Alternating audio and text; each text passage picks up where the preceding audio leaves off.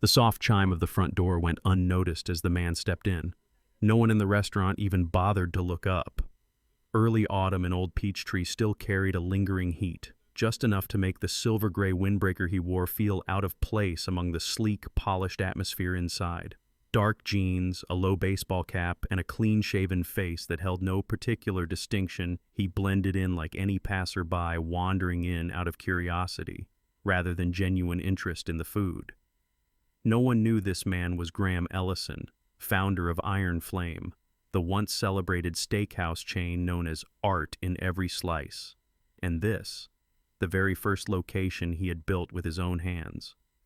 It no longer bore its original form, and its soul, it seemed, had long since departed. At the host stand, a tall young man in a tight shirt was glued to his phone. He only looked up when the guest stood silently in front of him. "Do you have a reservation?" he asked flatly, barely lifting his head.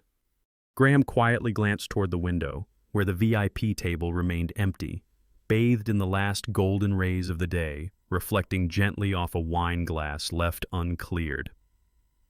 "That table's open," he said calmly, pointing. The host smirked.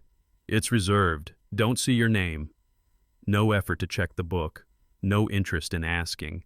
Behind Graham, a young couple walked in a blonde woman with a glittering designer purse, and a man in a neatly pressed shirt carrying a trace of cologne. "Welcome." The host's eyes lit up instantly, his voice turning sugary sweet. He led them straight to the table Graham had pointed out, pulled out their chairs, beaming like morning sunshine. Graham stood still, not angry, not surprised. He simply turned and walked to the back of the restaurant, taking a small table near the kitchen where the lighting was dimmer and people tended to ignore anyone who didn't seem important. "One tomahawk, medium rare," he said when the host returned, his tone even, eyes fixed on the kitchen. The young man froze for a second, then chuckled, half mocking. "That's a big one, sir. You sure you can chew it?" Graham said nothing. He didn't laugh either. That steak had been the soul of Iron Flame, crafted by him like a symphony, each rib cut, each sinew, every resting minute, after searing calculated not by clock, but by instinct. And now that dish was treated as a novelty, something to amuse the curious. He turned his gaze back to the VIP table. 5 years ago, a small bronze plaque had been fixed there, engraved with his name and the words, "Founder of Iron Flame." Now, nothing remained, just a stylish table for people unaware that every slice of meat laid before them had once been refined through a man's labor, smoke, and solitude. From the kitchen, sounds emerged: the sizzle of pans, the knock of knives on boards, the sharp hiss of fat hitting flame. Most ignored them, but Graham heard everything. That fire had once been his only light during nights spent sleeping beside the oven, rolled up towels for a pillow. While others slept, he learned to grill ribeye to perfect doneness, to feel the meat's moisture with his fingertips, to document every mistake in a sweat-soaked notebook. He never sought fame. He needed the fire. And today, mistaken for an idle old man ordering a fancy cut for show, Graham simply smirked. He hadn't come here to be recognized. He came to know whether Iron Flame's soul had died, and if so, he wanted to be the first to feel the chill of its ashes. In the dim light of the kitchen, as the ventilation fan hummed with a familiar mechanical groan, Graham sat there silent, like a worn piece of furniture. But inside, memories blazed. In front of his eyes, blurred images returned as if time were just a thin veil that could be pulled back at any moment. Years ago, a younger version of himself had stood in this very spot, hands inexperienced, shirt soaked with sweat, struggling to cut his first ribeye steak. The knife had wobbled, the meat torn, slices uneven, the grain ignored, and when it hit the grill, the fat caught fire, flared, then died out because it had been trimmed incorrectly. That first steak was charred, dried out, and so salty it made his face scrunch. But he didn't spit it out. He chewed and swallowed it, as if the taste of failure was a lesson he had to learn through his own palate. No one showed him how to fix it. No one graded him. There were no tips from seasoned chefs. Graham learned his craft through instinct, through the silence of night and the temperature of flame. Every failure was recorded in a worn leather notebook, the only possession he carried when he left New Orleans. On every page were notes like coded mantras: flip after 2, 5 minutes, shoulder grain softens after 6-minute rest, 1 degree offcut kills the flavor, bone retains heat longer than meat. There was no formula, only experience and an obsessive precision in every detail.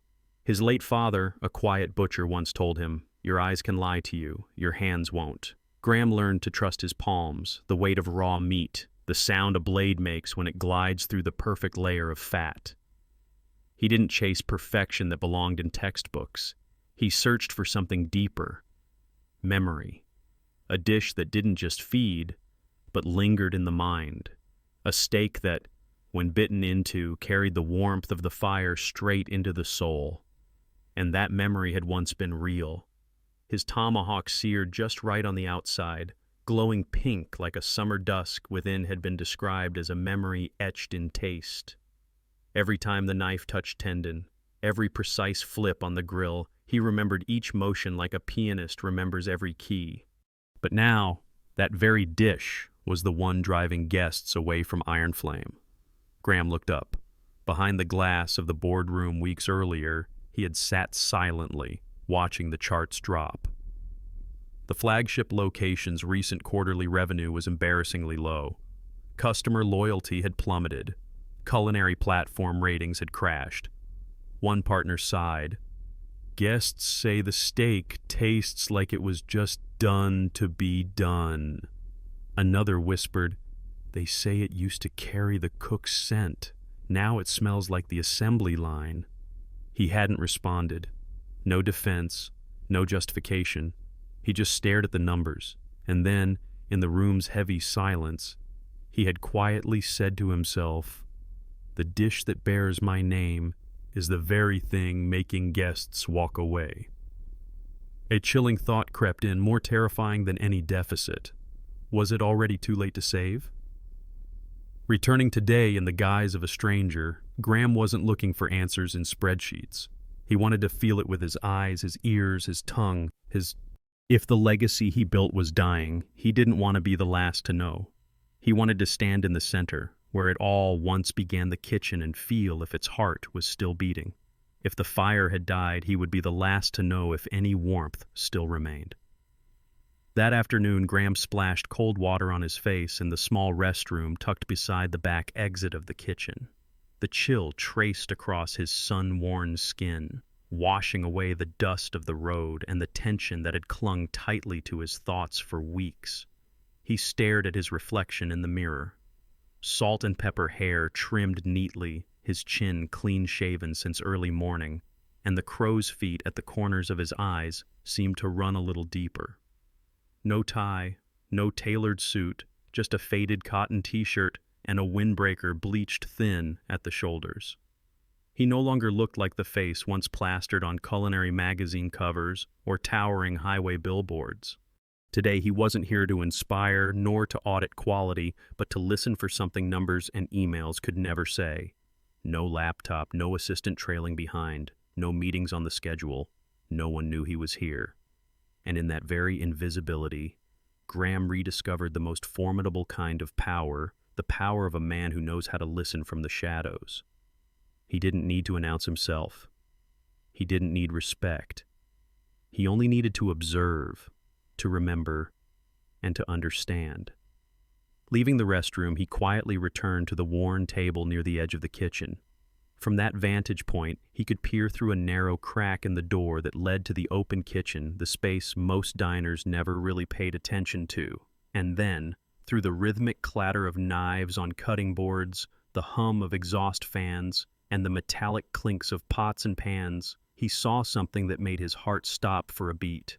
A young man probably no older than 26 stood at a butcher's block holding a thick tomahawk cut in hand.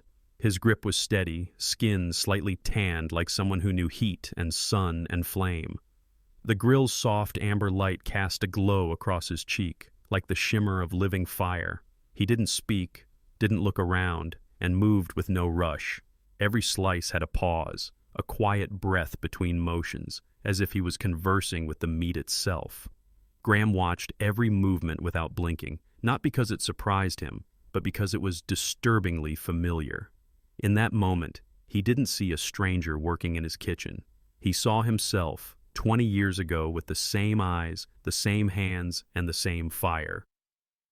Elsewhere in the kitchen, a middle-aged man barked out orders. Martin Crane, the current manager of this location. His voice cut through the air sharply.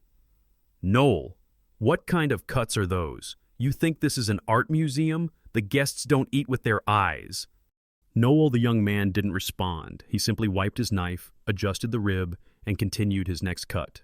No defiance, no retreat, just focus, silence, and endurance. He wasn't doing it for praise. He was doing it because the food deserved to be treated with respect. Graham sat motionless. For the first time all day, his eyes softened. His fingers, once tapping against the table, fell still. Somewhere deep in his chest, a quiet feeling began to rise. Not anger, not disappointment, but a fragile hope. Maybe, just maybe, someone here still cared about the food. Not for the paycheck, not for the status, but for pure, unfiltered passion. And in a kitchen that had grown cold and hollow, that passion flickered like a lone flame in the night. Graham leaned back into his chair, eyes never leaving the kitchen. The tomahawk was placed in front of him, no words exchanged, no one looking his way. But none of that mattered now. Because he had found what he came looking for, a reason not to give up. And that reason had a name: Noel Reyes. The tomahawk plate was placed in front of Graham without a word, without eye contact, without the slightest hint of a service smile. Just a cold meeting between porcelain and wood, then the server turned and walked away, leaving him alone with the steak that once symbolized the brand, now looking like a dish rushed out of obligation. Graham said nothing. He stared at the meat for a long time, as if trying to read the invisible script etched into its surface.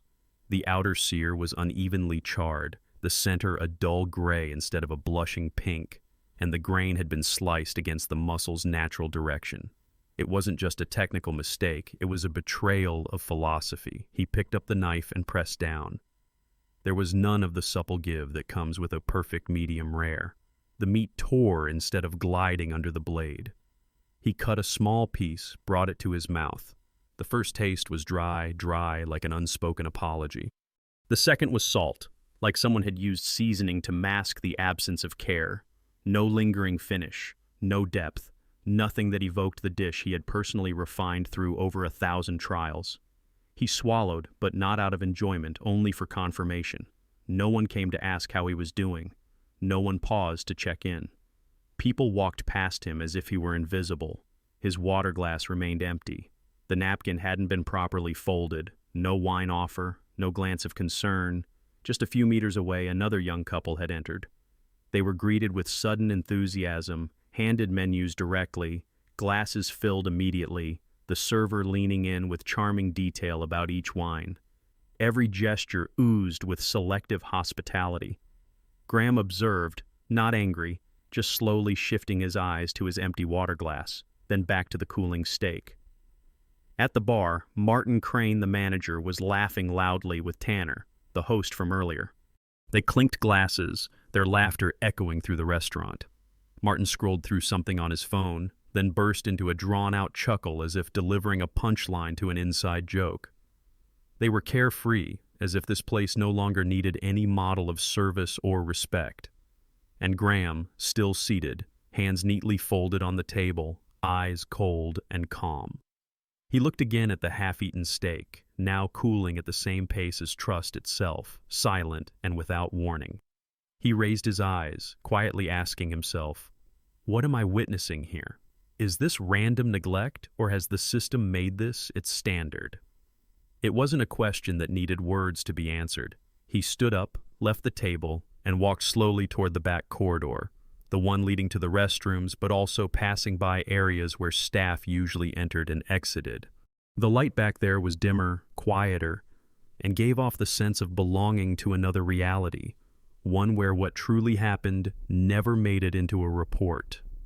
One door, unmarked and left ajar, caught Graham's attention. He approached and nudged it open. A cold draft seeped through his jacket. Inside was a walk-in freezer lined with meat wrapped in clear plastic. But what made him freeze wasn't the quantity, it was the condition. No date labels, no rotation. Some cuts had discolored edges, signs of deep freeze burn. Several trays lay in pools of liquid from leaky bags. The metal floor gleamed, not from cleanliness, but from persistent moisture and condensation. A tilted steel rack held a half-open box of bones, the marrow ends already darkening. Graham stepped in slowly, wordless. He pulled out his phone and snapped several photos. No flash, no sound. Just evidence captured by the hands of someone who no longer needed explanations.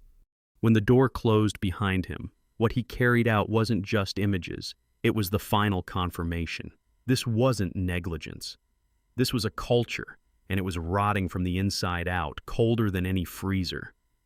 The kitchen atmosphere thickened not from heat, but from the silence of forgotten things.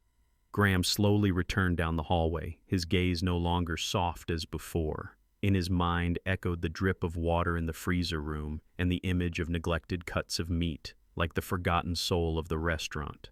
The kitchen was now busy and noisy but lifeless, everyone busy with their own tasks, yet no one seemed to truly cook with heart. At the prep counter, Noel was preparing another Tomahawk steak. He stood straight, the knife in his hand gleaming under the halogen lights. His slices were still precise, but Graham noticed his shoulders tense slightly. In front of him lay a fresher cut of meat than the one Graham had just eaten, yet Noel hesitated for a moment. Behind him, Martin's voice rose louder than usual, trying to assert something. "Sick hands? Forget it. Waste of time. Use the canned stuff faster." Noel didn't turn, but paused. He held the sauce spoon halfway, then gently set it down, speaking quietly and calmly. "Fresh sauce changes the flavor entirely. For Tomahawk, it matters." Martin slammed a pan on the stove with a sharp clatter. "Tomahawk is meat, not a show. Customers come to eat, not to admire art." No one in the kitchen reacted. Only a few cooks exchanged furtive glances. One smirked, "Here we go again? Like we're cooking for souls." But Noel didn't reply. He bowed his head slightly, picked up the knife calmly, and positioned the meat with precise cuts. Graham clearly saw the look in his eyes, not resignation, not rebellion, but a steadfastness so old and raw, like a blacksmith who no longer needs applause to know his blade is sharp. From his seat, Graham watched through the kitchen window. At that moment, all sounds seemed to fade. He only heard Noel's knife cutting the meat steady, clean, as rhythmic as the heartbeat of someone who knows what he lives for. Amid the chaos, the young man appeared as a solitary but complete note in a distorted symphony. And unconsciously, Graham found himself transported back years ago alone in his father's small butcher shop kitchen, practicing every cut with a dull knife and cheap ribs.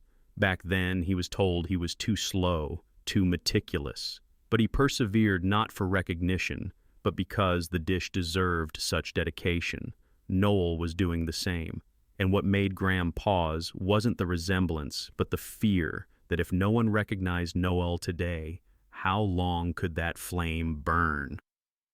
A server brought a fresh plate to a neighboring table. It was a middle-aged woman, slender, eyes bright behind round glasses. She cut a piece of steak, chewed slowly, then frowned. "Is this Iron Flame's signature dish?" she asked quietly but clearly. The young server hesitated. Who are you, ma'am?" he asked, somewhat rude. The woman replied curtly, "I'm the one who wrote the review that helped this restaurant get featured in Southern Table. I'm back today." Just a sentence, no threat, no loudness, but the server just shrugged. "If you're not satisfied, maybe it's because it's busy today. I can't do more." Then he walked away, leaving the woman alone with her steak cooling on the table. Graham witnessed it all, his heart sinking. This was no longer about food quality. It was the disintegration of pride in service. Worse still, no one in the kitchen or on the floor cared. Only one person stood still like a statue behind the meat counter, eyes as calm as a still lake, Noel. He glanced at the server briefly, then turned back to the steak before him. Graham suddenly understood. Noel wasn't just cooking, he was desperately trying to hold on to something much bigger, even though he knew he couldn't do it alone. He gripped the chair's armrest tightly, his eyes darkening. The last remnants of hope inside him had now become responsibility. Because if even one person in this kitchen had not given up, he had no right to turn away. The atmosphere in the kitchen thickened not from heat, but from the silence of neglected things. Graham slowly returned down the hallway, his gaze no longer soft as before. In his mind echoed the drip of water in the freezer room and the image of neglected cuts of meat, like the forgotten soul of the restaurant. The kitchen was now busy and noisy but lifeless, everyone busy with their own tasks, yet no one seemed to truly cook with heart. At the prep counter, Noel was preparing another tomahawk steak. He stood straight, the knife in his hand gleaming under the halogen lights. His slices were still precise, but Graham noticed his shoulders tense slightly. In front of him lay a fresher cut of meat than the one Graham had just eaten. Yet Noel hesitated for a moment. Behind him, Martin's voice rose louder than usual, trying to assert something. "Sick hands? Forget it. Waste of time. Use the canned stuff faster." Noel didn't turn, but paused. He held the sauce spoon halfway, then gently set it down, speaking quietly and calmly. "Fresh sauce changes the flavor entirely. For tomahawk, it matters." Martin slammed a pan on the stove with a sharp clatter. "Tomahawk is meat, not a show. Customers come to eat, not to admire art." No one in the kitchen reacted. Only a few cooks exchanged furtive glances. One smirked. "Here we go again? Like we're cooking for souls." But Noel didn't reply. He bowed his head slightly, picked up the knife calmly, and positioned the meat with precise cuts. Graham clearly saw the look in his eyes, not resignation, not rebellion, but a steadfastness so old and raw, like a blacksmith who no longer needs applause to know his blade is sharp. From his seat, Graham watched through the kitchen window. At that moment, all sounds seemed to fade. He only heard Noel's knife cutting the meat steady, clean, as rhythmic as the heartbeat of someone who knows what he lives for. Amid the chaos, the young man appeared as a solitary but complete note in a distorted symphony. And unconsciously, Graham found himself transported back years ago alone in his father's small butcher shop kitchen, practicing every cut with a dull knife and cheap ribs. Back then, he was told he was too slow, too meticulous. But he persevered not for recognition, but because the dish deserved such dedication. Noel was doing the same. And what made Graham pause wasn't the resemblance, but the fear that if no one recognized Noel today, how long could that flame burn? A server brought a fresh plate to a neighboring table. It was a middle-aged woman, slender, eyes bright behind round glasses. She cut a piece of steak, chewed slowly, then frowned. "Is this Iron Flame's signature dish?" she asked quietly but clearly. The young server hesitated. Who are you, ma'am?" he asked, somewhat rude. The woman replied curtly, "I'm the one who wrote the review that helped this restaurant get featured in Southern Table. I'm back today." Just a sentence, no threat, no loudness, but the server just shrugged. "If you're not satisfied, maybe it's because it's busy today. I can't do more." Then he walked away, leaving the woman alone with her steak cooling on the table. Graham witnessed it all, his heart sinking. This was no longer about food quality. It was the disintegration of pride and service. Worse still, no one in the kitchen or on the floor cared. Only one person stood still like a statue behind the meat counter, eyes as calm as a still lake, Noel. He glanced at the server briefly, then turned back to the steak before him. Graham suddenly understood. Noel wasn't just cooking, he was desperately trying to hold on to something much bigger, even though he knew he couldn't do it alone. He gripped the chair's armrest tightly, his eyes darkening. The last remnants of hope inside him had now become responsibility. Because if even one person in this kitchen had not given up, he had no right to turn away. The culinary soulkeeper badge pinned onto the apron seemed to emit an invisible light, the light of faith, of trust passed on, of a flame that never extinguished even though it was once nearly crushed. Noel stood tall, gently touching the badge as if afraid to scratch it, then turned back to the kitchen without a word. No words were needed. He understood that today, every cut, every heat, every drop of sauce would carry a new meaning, no longer silently struggling, but leading through skill and heart. Graham stepped back a few paces, his eyes following every movement in the kitchen. Then, like a spreading wave, the other chefs began to change as well. A young cook, who had only ever followed Martin's orders before, stepped up beside Noel and asked to watch how he sliced the ribeye. Another silently nodded in apology for past mockery. The interim head chef, who had been silent for too long, picked up his knife for the first time, not to ask for recipes, but to ask, "How do you want to teach the others?" No drums sounded, no grand opening ceremony, but the fresh atmosphere felt like a cleansing breeze sweeping away the old dust in this kitchen. Knives were sharpened again, cutting boards wiped with cloth instead of sandpaper, sauces stirred fresh on the stove rather than poured from a can.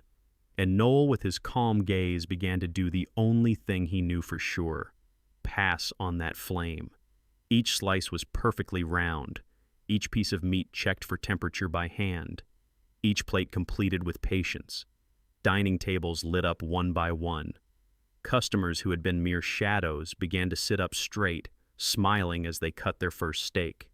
An elderly man near the kitchen whispered, "For the first time, I see this dish returning to Iron Flame's true reputation." Warm bread rolls reappeared, napkins folded by hand instead of carelessly stuffed. And for the first time in weeks, water glasses were filled before customers asked. Graham quietly sat at his usual table by the window. Before him lay a small, worn, leather-bound notebook, once the place where he recorded every recipe, every lesson, every failure at the start. He opened it, flipped through the old pages, then slowly wrote a line. "Today, I did not teach anyone how to wield a knife. Instead, I relearned how to keep the flame alive." This was no poetic phrase, but the truth of a founder who almost lost the soul of his brand chasing reports, meetings, and numbers.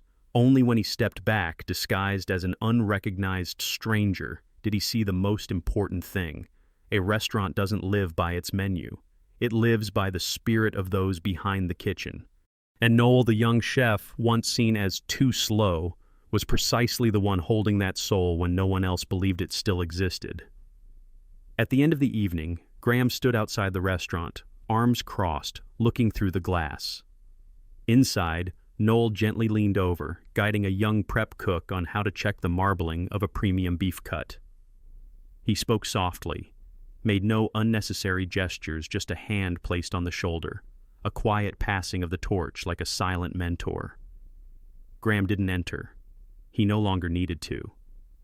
What he had built had nearly died, but today he saw it come back to life in Noel's eyes, in the skilled hands of new cooks, in the rhythmic clatter of the kitchen, no longer chaotic but harmonious. A new generation was coming, needing no title, no spotlight, just timely recognition, and they would continue the story with the very flame he once almost forgot. Iron Flame, the restaurant, was not saved by a slogan, but by the right cut, the perfect pinch of salt, and faith entrusted to the right person. A week later, Iron Flame seemed to wear a new skin, not a glamorous surface, but a different heartbeat within. The young chefs began to change how they stood, how they held their knives, even how they looked at each other in the kitchen. No more meaningless jokes, no lazy yawns, no sharp tones from the old manager. The kitchen was cleaned before customers arrived, without reminders. Noel, still in his worn apron, still wearing the badge on his left chest, gave no orders, made no speeches. He simply worked steadily, patiently, and correctly. Graham returned, this time no longer needing to hide. He came not to supervise, but to relearn what he once taught, now revived by a new generation in their own way. He chose a seat near the kitchen, not the VIP table, and did not sit alone. He shared a table with two former employees who had left the restaurant due to pressure, now considering returning after hearing that something was stirring from within. That evening, Noel stood before the grill, the tomahawk ready, his knife sharpened, the coals glowing red. He spoke no word, only softly closed his eyes, placed his hand on the grate as a ritual feeling the heat, silently counting in his mind 3 seconds. Not by recipe, but by feeling. That feeling, Graham knew, could not be taught in words. It was something only those who deeply loved the craft could understand. And today, he was learning from someone younger than himself. At the far end of the kitchen, a new prep cook, still shaky while carrying a cutting board, was invited by Noel to stand beside him. Place the meat at a 45-degree angle. Hold it steady. Don't press. Let the heat touch first. The young man nodded, too shy to ask, but his eyes brightened as if for the first time someone believed he could do something important. Graham realized recovery was not about changing the menu or renovating the interior. It lay in how young people were invited close to the flame and were trusted. Outside, customers began to fill the place, but oddly, no one hurried. They waited longer for their meals but did not complain. An elderly woman closed her eyes while cutting her first bite, then opened them to look at the server, softly saying, "I think someone in the kitchen put their soul into this dish." The server smiled and bowed his head for the first time in many months, without having to pretend. In a corner of the restaurant, Graham took out his old notebook, flipped to a blank page, and wrote, "Today, I witnessed a dish healing right where it was once hurt." As night fell, Noel walked around the kitchen, checking every corner. He spotted a leftover slice of meat that had been left too long. He didn't scold. He just called the person responsible over, pointed, and said, "This is when the meat structure changes. You need to recognize it with your eyes and nose, not just a clock." The young man blushed and nodded softly. Noel did not blame him, only nodded gently as a silent sign. "Next time will be better." Graham leaned against the door frame, quietly observing. He did not enter anymore. He didn't need to hold a knife or teach, because what he started the first flame he lit with his hands was now kept alive by people like Noel. And more importantly, they knew how to share it. No applause, no press conference.